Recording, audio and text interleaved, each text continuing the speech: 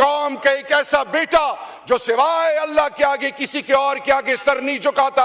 उन्होंने अपने किरदार और अमल से इन तमाम कुव्वतों को एक मैसेज दिया है कि तुम डट के कानून साजी करो, मैं डट के तुम्हारा मुकाबला करूंगा, क्योंकि मेरा होने का यकीन उस जात से है जो हक़्क़ुल हाकिमीन है। तो चेयरपर्सन साहब, ये 27th amendment is a simple mockery with the people of Pakistan. Yazid का दरबार था और हजरत बीबी ज़ैनब का जो खुतबा था वो क्या मैसेज देता था, वो किस चीज की आगाही थी? वो इक्तिदार के नशे में धुत लोगों को ये मैसेज था कि wake up before it's too late. ये जो आज जल्दबाजी में लगे हुए हैं, ये भूल गए कि बड़े बड़े हुक्मरान आए, बड़ी कौमें आई, कौमें आद, कौमें समूद, कौमें नमरूद, कौमें आई, मिट गई।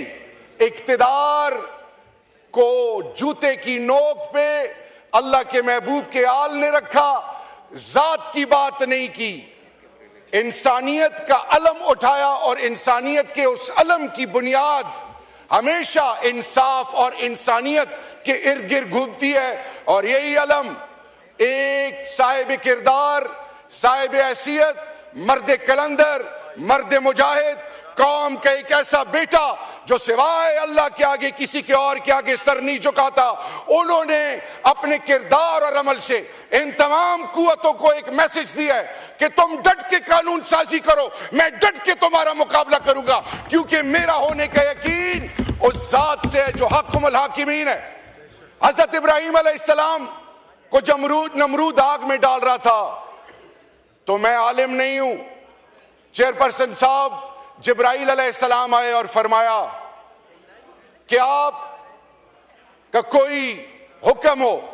तो इब्राहीम अलैहिस्सलाम ने फरमाया कि इस आग पे इख्तियार किसका है? कहा गया इस पे इख्तियार अल्लाह का है। तो उन्होंने फरमाया कि मेरे लिए मेरा अल्लाह ही काफी है, हस्बुनल्लाह व निअमल वकील, निअमल मौला व निअमल नसीर।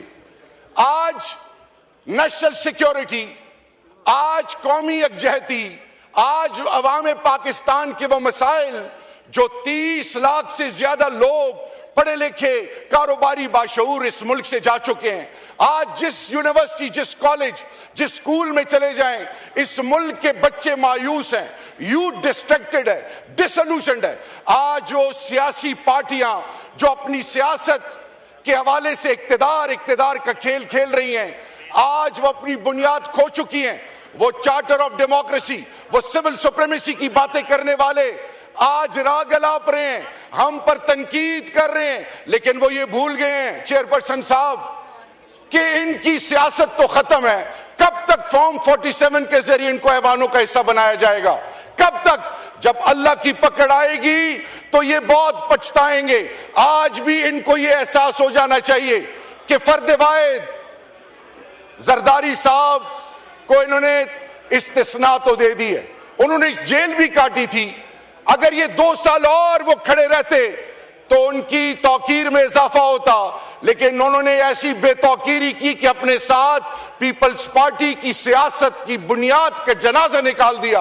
और वो लोग जो अपने आप को समझते थे कि हम ऐसे नारे और ऐसे नैरेटिव बनाएंगे जिससे क्या होगा, वोट को इज्जत मिलेगी, और वो बड़ी बड़ी बातें करने वाले, उन्होंने इज्जत सियासत की और जमहूरियत की और अपनी बुनियाद की।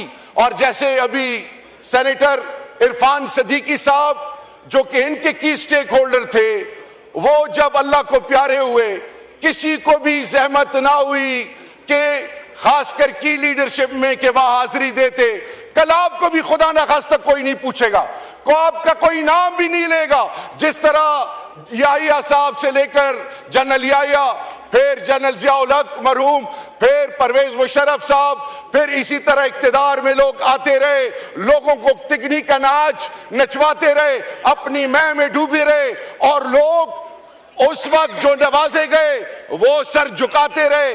और वो लोग जिनको चैलेंज किया गया उन्होंने आवाजें उठाई, लेकिन बदकिस्मती से ये लोग आज सारे एक हो चुके हैं। और खान साहब ने कहा था कि इंशाअल्लाह ये सारे टोले एक होंगे, लेकिन फिर भी ये मुझे शिकस्त इसलिए नहीं दे सकेंगे क्योंकि इनकी जाती मफादात, मुल्क की मफादात, अवाम पाकिस्तान के मफादात से बढ़कर हैं, क्योंकि अपनी जात का सोचते हैं। तो चेयरपर्सन साहब, ये 27th amendment is a simple mockery with the people of Pakistan. अवाम पाकिस्तान को आर्टिकल 1 से आर्टिकल 50 मिसाल के तौर पे यहां पे इकबाल अफरीदी साहब जो कि कबायली इलाके को रिप्रेजेंट करते हैं, आर्टिकल 5 कबाइल के बुनियादी हकूक को आईन की रूह से जब परखते हैं तो आपने उनको ऑन बोर्ड लेना है, उनको कंसेंसस में शामिल करना है। आप कभी चीफ मिनिस्टर को अंडरमाइन करते हैं, कभी 4.5 करोड़ के चीफ मिनिस्टर, चीफ एग्जीक्यूटिव को अडियाला के बाहर जलील करते हैं, कभी आप कैसी हरबे इस्तेमाल करते हैं। सीखें माजी से सीखें। माजी इसलिए है कि अल्लाह अगर माजी की अहमियत ना होती तो अल्लाह पाक कुरान में हमें कौम आद, कौम समूद, कौम नमरूद की मिसालें और उनसे सीखने का मौका ना देता। फिर जब यजीद का दरबार था और हजरत बीबी ज़ैनब का जो खुतबा था, वो क्या मैसेज देता था, वो किस चीज की आगाही थी? वो इक्तदार के नशे में दुत लोगों को ये मैसेज था कि wake up before it's too late, जाग जाओ। मैं आपसे ये कहना चाहूंगा कि वक्त की जरूरत क्या है कि जब इंतजामिया, मुकन्नना अदलिया जब इनके फैसले कोई और करना शुरू करे, जब fourth pillar of a state उसकी आंखों पे और मुंह पे पट्टी बांधी जाए, और फिर जब पार्लियामान में घुसपैठिए आए, और फिर जब मुल्क की मफादात पर सौदेबाजी हो, तो ऐसी कौमों पे ना अल्लाह की रहमत आती है, ना ऐसी कौमों के फैसले उन कौमों के बुनियाद को जोड़ने का जरिया बनते हैं। आए, डर किस चीज का है? डर किस चीज का है? आए अवाम के सामने जाते हैं। आज स्पीकर साहब ने कहा कि मैंने खान साहब को 2 दफा शिकस्त दी है। मैं आज अल्लाह के फजल, बड़ी बात से तौबा, पाकिस्तान के किसी जिले में एक 25-26 साल जवान जिसको कोई नहीं जानता, उसके अलावा ये जितने कदावर सियासी शख्सियतें आए मैदान से जाते हैं, उनका मुकाबला करके देखो। अगर आपकी जमानतें जब्त ना हुई तो फिर याद रखना, ये कह देना कि वाकई तहरीक इंसाफ, हक और सच कलम नहीं उठाई हुई थी। मैं आज ये कहने पे मजबूर हूं कि आर्टिकल 26th अमेंडमेंट में 2.5-3-5 अरब रुपए एक MNA के खरीदने के लिए तो थे। नेशनल फाइनेंस कमीशन में जब कायदे आजम मोहम्मद अली जिन्ना साहब ने तमाम स्टेक होल्डर्स को ऑन बोर्ड लिया तो उन्होंने ये कहा था कि distribution of resources will not be on the basis of population. आज क्या वजह है कि बलोचिस्तान का जवान मायूस है?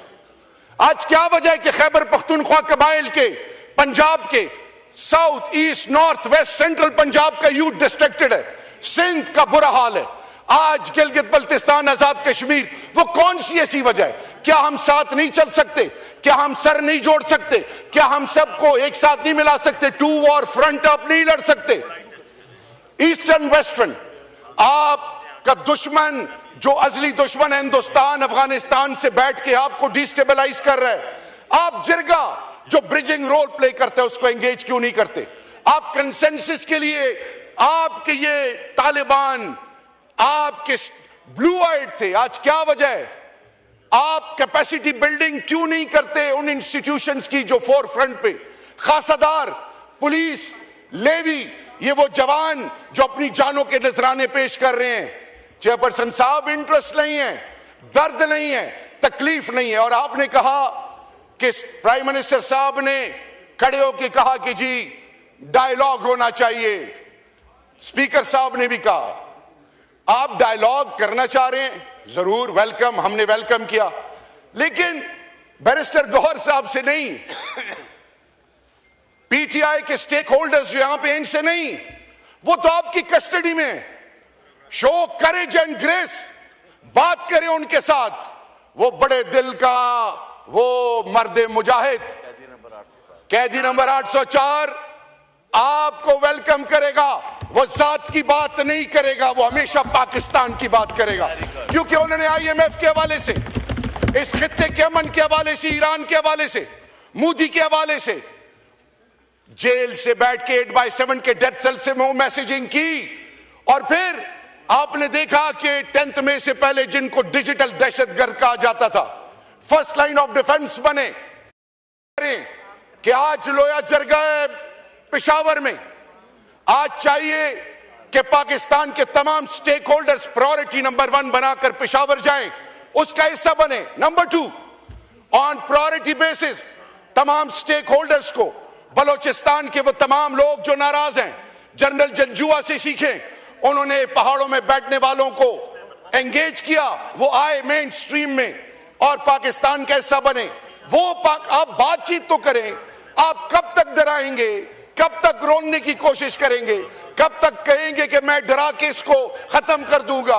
कोई मेरे चेयरपर्सन साहब, खौफ के बुत खत्म तब होते हैं जब आप कहते हैं ला इलाहा इल्लल्लाह, कि नहीं है कोई माबूद सिवाय अल्लाह के। चेयरपर्सन साहब, 27th amendment is a scar on the face of democracy. 27th amendment will humiliate us globally at all levels. ये जो हकूकुल अल्लाह और हकूकुल इबाद का कॉन्सेप्ट है, खुदा न खास्ता आपने उसको चैलेंज नहीं किया। जब अल्लाह कहता है कि तुम हकूकुल अल्लाह में कोई खुदाई करो तो मैं रहम राहिमीन हूं, माफ कर दूंगा। हकूकुल इबाद में जब तक वो शख्स, आप इस्तिस्ना देने वाले कौन है? खुलफाए राशिदीन, असहाबाए किराम, अंबियाए किराम तो मासूमीन थे। जब खुलफाए राशिदीन, असहाबाए किराम कानून से बालतर नहीं, जब आले बैत कानून से बालतर नहीं, आप कैसे समझ सकते हैं? मेरे कानों से एक जुमला गुजरा कि ता हयात से लेकर आबे हयात, ये आबे हयात भी आप एक्सपेक्ट करेंगे, आबे हयात नहीं है। कुल्लु नफ्सुन ज़ाइक़तुल मौत, मौत बरहक है, मौत आएगी। इस पार्लियामान के बैठने वालों को सोचना है कि हमने एक ऐसा पाकिस्तान देना है जिस पर आने वाली नस्लें फख्र करें, एक ऐसा पाकिस्तान देना है जिसमें कानून और आइन की बालादस्ती हो, एक ऐसा पाकिस्तान जो दुनिया की आंखों में आंखें डाल के मुहज़्ज़ब सिविलाइज तरीके से आगे कामयाबी करे, या एक ऐसा पाकिस्तान जो कि सिसकती हुई माएं, बेचैन परेशान जवान, उनको पता ही ना हो। मैं इस फ्लोर पे ये बात भी करूंगा, इस मुल्क को, इस मुल्क के मसाइल का हल और इस पार्लियामान को एक शख्स की जरूरत है जिसका नाम है इमरान खान। और पाकिस्तान और इमरान खान और ये पार्लियामान लाजिम व मलजूम है इंशाअल्लाह। और याद रखिए, हम अल्लाह और अल्लाह के रसूल के मानने वाले हैं। हमारा ईमान और यकीन है चेयरपर्सन साहब के जब रास्ते बंद किए जाएं, जब हर तरफ से अंधेरा कर दिया जाए, तो फिर अल्लाह की मदद आती है। अल्लाह की मदद जरूर आएगी इंशाअल्लाह, ये हमारा ईमान और यकीन है।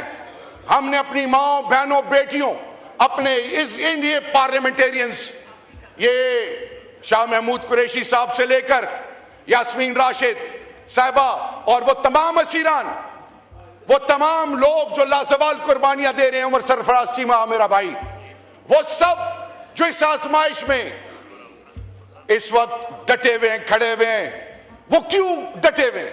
उनको तो जाती कोई फायदा नहीं। क्या उनके घर के खर्चात किसी खास जगह से जाते हैं? नहीं, वो इसलिए डटे हैं कि वो शख्स जो आईन और कानून की बालादस्ती की बात करता है वो सच्चा और खरा है। वो जात की बात नहीं करता, वो अपनी बात नहीं करता, अपनी बीवी, अपने बच्चों, अपने वफादात, आखिरी कंक्लूडिंग मिनट, अपनी जात की बात नहीं करता। वो पाकिस्तान की और पाकिस्तान की आने वाली नस्लों की बात करता है। और जुल्म कभी नहीं छुपता। खुदा के लिए आए, एक हो जाएं, आए ब्रिजिंग रोल प्ले करें, आए ऐसी कानून साजी करें जिससे आम पाकिस्तानी की इज्जत नफ्स मजरू ना हो, जिससे पाकिस्तान के मफादात की तकमील हो, जिससे एक ऐसी सोच डेवलप हो कि दुनिया आपकी फिर बेतौकीरी ना करे। Wake up before it's too late. They say, let's hear the bell is ringing, calling us to the bright future. Thank you. Let's join and unite together and prove it to our coming generations, to ourselves and to the entire global community that Pakistan believes in democracy, in rule of law, in the constitution which is called in global forums as a Bible. वक्त की जरूरत है, अल्लाह इस मुल्क को कायम दायम रखे। इंशाअल्लाह मायूसी खत्म, इमरान खान आएगा रब्बे जुल जलाल के फजल से। पाकिस्तान, इमरान खान जिंदाबाद, पाइंदाबाद।